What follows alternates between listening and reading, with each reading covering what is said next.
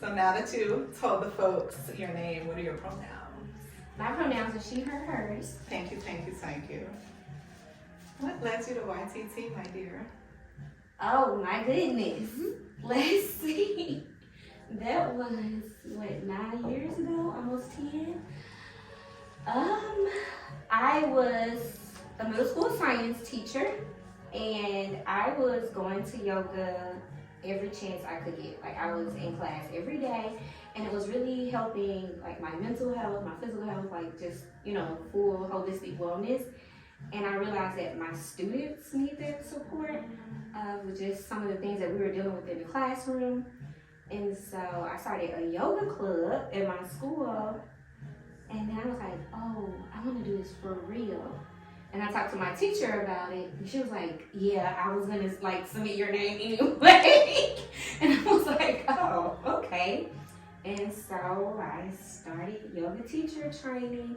I never thought I wanted to like teach adults or anything like that. It was just like for my students, for my classroom. And then all my teacher friends formed, and they were like, oh, you need to do a session for us because we can't breathe either. So we all were breathing and flowing together. And yeah. I never knew this. Yes. I don't think I've ever had the chance to ask this question. This is how we got here. Been teaching together. This is how we got here. Okay, I love this. I love this. Let's see. What qualities do you seek in a yoga teacher? Oh. Okay, so, and I'm not even trying to say this just because it's like me saying it, but it depends on the season. Okay. So like, and people that know me know what that means, like, but I think generally speaking, one that sees the students in front of them, because we can have our way of doing things as a teacher, but I think the best teachers, the teachers I'm looking for, are the teachers that can read the room. I think that's maybe the more layman's term for it. And to just say like, can you adapt the flow that you planned to your audience?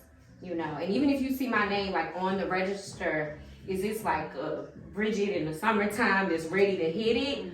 Or is this like Bridget that needs like grounding, slow flow, restore? Like, do you know, can you see that from the class? Because students tell you with their body language, with their face, with their grunts. With their breath. With their breath, like, I'm like, oh, okay, sure. Yeah. I get what you're telling me.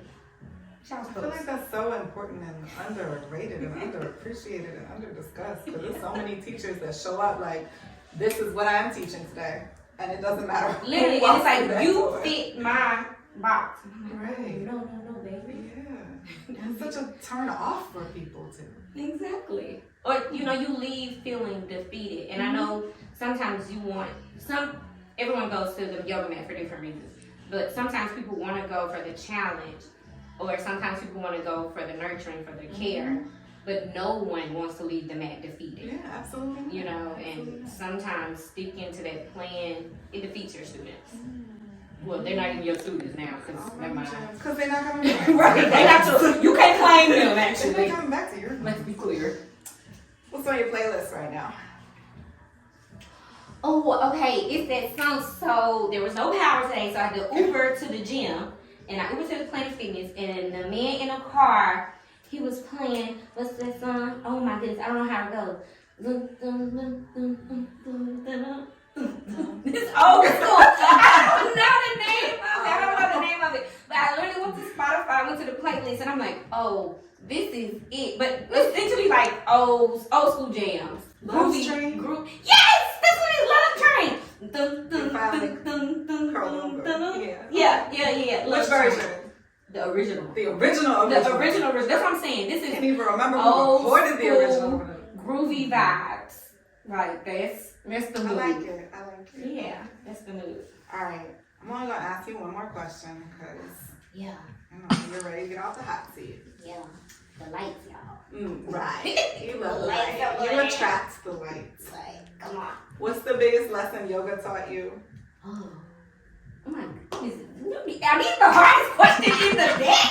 Like, wow. We can do a few. Wow. Okay. The biggest lesson. Biggest, most impactful. Okay. Man. Or what's the first one that comes to mind? Oh, I think it may be to breathe, you know, to sit with my breath. That would be the first lesson, because that literally was like the first day of our YTT training. Our like OG teacher, Sarla, that was what we did all day, was meditate. What in the world is this? This is where I'm at, okay.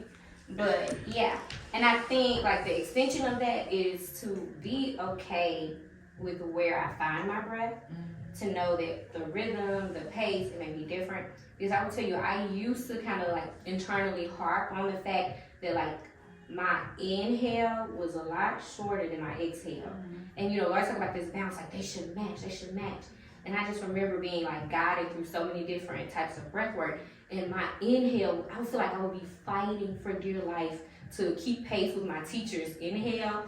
But like my exhale, I could keep going. And I'm just like, okay, friend, it's just like where, like that's okay. So finding acceptance in my breath, like completely translated off the mat to finding acceptance in my life, job, career, love life, like to just find it there first.